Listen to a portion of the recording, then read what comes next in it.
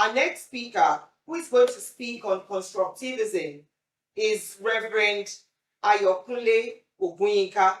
He's also a very experienced educator and is currently the principal of CMS Grammar School. Welcome, Mr. Ayokunle. Fortunately, he's here with us. So he's the one sitting in the center and he'll be able to hear what he has to say to us. Thank you very much. Thank you very much for having me here today. Let me thank the chairman for what she mentioned before she went home, and also want to appreciate the organizers of this program. I believe that, I hope you are hearing me, please. I believe that when we talk about education, we are referring to a process in which we give light to a soul, probably living in darkness, and we want the life to become better than what it was before the time we are meeting. And after that very time, the life should be able to move from one state to another state. So I'm to talk on exploring educational philosophies and by focusing on constructivist approach.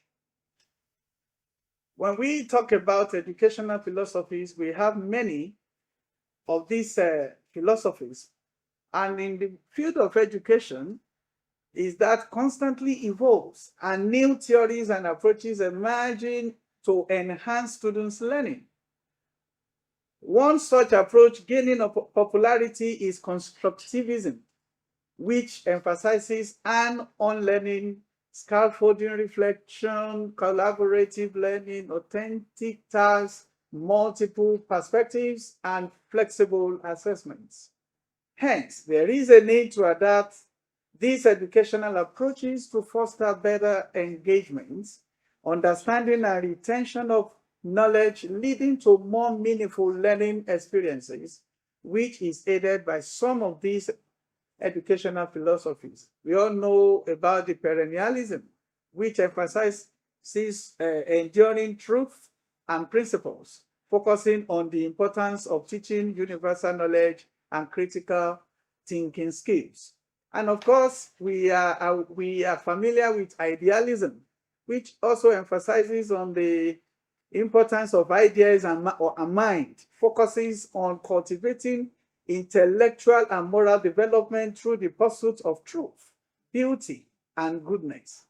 Of course, we know about realism, which talks about the importance of real world and practical knowledge, which focuses on teaching subjects that are relevant to everyday life and preparing students for real world.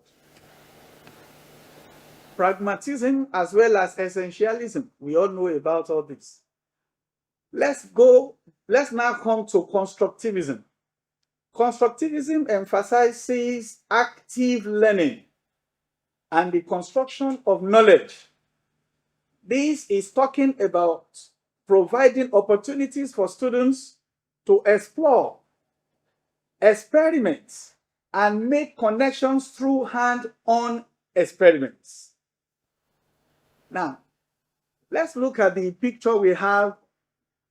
We'll be able to see a boy putting on a clothes that we can refer to something raw or something not in something in a form of its raw state. Now, this boy is looking at the mirror, looking at the future, trying to see the way he is expected to look or the way people should see him in future. That is exactly what the boy is saying. So in the view of this, constructivist approach is, to philosophy suggestions that individuals actively construct their own understanding of the world through their experiences, perception, and interpenetration. In the scenario described by the image on the right of this slide, the constructivist perspective would focus on how the boy's perceptions and beliefs shape his self-image and behavior. Here we have the following that we need to consider: perception and interpretation. According to constructivism, individuals interpret their experiences based on their exhibiting beliefs, value, and cultural norms. In this case, the boy may perceive himself differently in the mirror because of his desires, because of his aspiration, or because of self-image. And as a matter of fact, we know that these our students that we are teaching, they are from different backgrounds. You, the teacher that you are to teach them, you are the one to help them to come out from their shell so that they will be able to form that which they have within them in order for them to express themselves better in the future. Despite his current appearance, he might envision himself as successful, wealthy, or well-dressed person in life. This is what constructivism is all about. Number 2, self-identity and self-conception. Constructivism emphasizes the role of self-identity and self-conception in shaping beliefs. The boy's self-identity may be influenced by internal factors such as the aspirations, dreams, and self-esteem, and external factors such as societal expectations or media influences that we are seeing in all our students today. Ask any one of them, you will see that the people in the social circle, the singers, they are the ones they want to follow because they believe they have achieved, they believe the way they are doing things, and they are not following certain things that will show what they are made of in order for them to be seen as being successful by their own thinking, by their own character and what they have formed in learning what they have been taught in their classrooms. The third one is cognitive processes. Constructivism highlights cognitive processes such as perception, memory, and reasoning in shaping individuals' experiences and interpenetration. The boy's perception of himself in the mirror may be influenced by cognitive bases or schemas that emphasizes idealized images of success and prosperity. As a matter of fact, I've once had a student that said, I can never be poor in my life. And I asked him, why did he say so? In fact, I tried to know, maybe he's from a background where the parents are very rich. And I got to know that he's from a middle class. And for him to have said that, you will notice that that boy had already had a kind of idea about having or becoming rich in life. And he's ready to follow the right path in order for him to become great in whatever he lays his hand on. All that kind of boy needed is just for a teacher or someone to mentor him into the right path of life where he will be able to achieve his dream. Number 4, social influence. There is none of us that will say while we were in the classrooms as students, this wasn't part of what influenced us into attaining whatever we have achieved today. One way or the other, social influence has its impact in our lives. So constructivism acknowledges the impact of social interaction and cultural context on individual development. The boy's perception of himself may be influenced by societal messages about success, beauty, and social status. He may internalize societal norms and expectations aspiring to conform to idealized standard of appearance and success in life. Motivation and goal setting. Constructivism emphasizes the role of motivation and goal setting in guiding behavior. The boy's idealized self-esteem in the mirror may reflect his aspiration and goals for the future. By envisioning himself as successful and well-dressed, he may be motivated by strive for more improvement and pursue opportunities for advancement in life.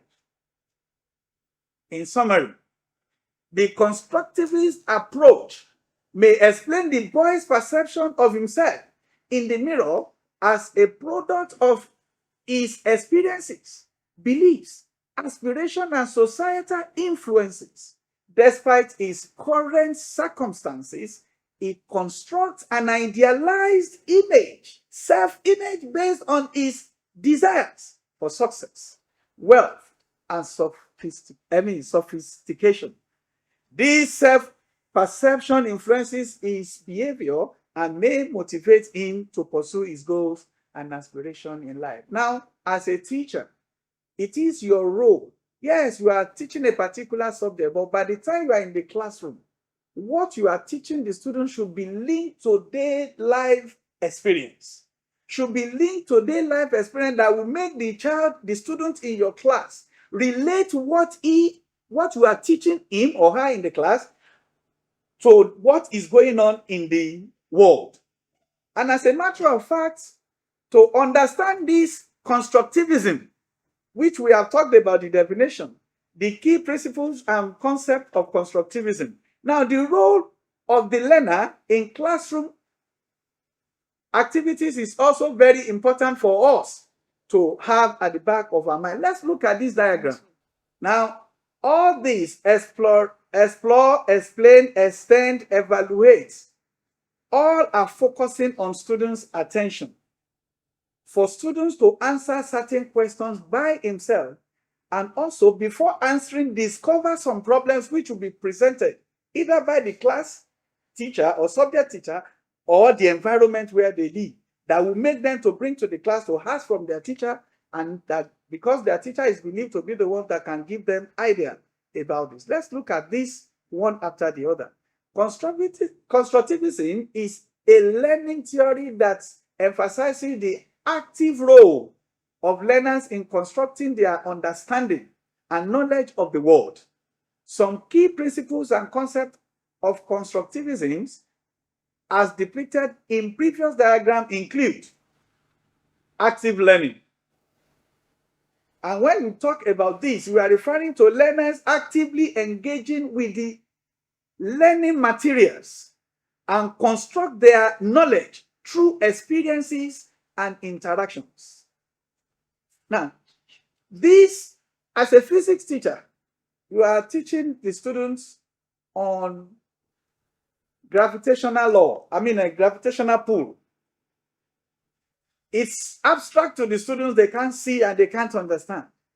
Now, the principle of Galileo Galilei that you are using to teach them, which says that every object will fall at the same time and at the same under the same gravitational pull. You must be able to bring a condition to the classroom that will make the students to understand what you are saying, or else it will just look like as if you are singing or you are dramatizing in their presence. So when you bring this kind of condition that we engage them, on their own, they will be able to understand. Even outside the classroom, they will be thinking about it, and that will propel them into finding solutions to certain things, or query that same law that says that every object will fall at the same time.